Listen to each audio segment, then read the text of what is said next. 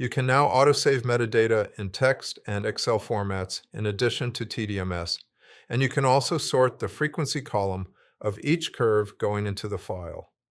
You configure this in the autosave step. Just select whether you want to save to Excel or text.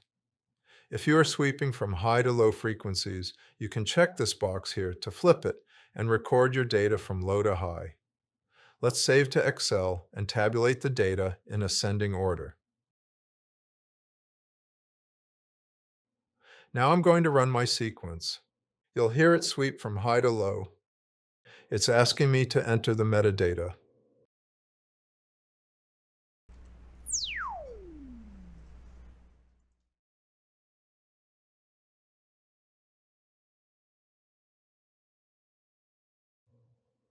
Now let's take a look at the file it generates.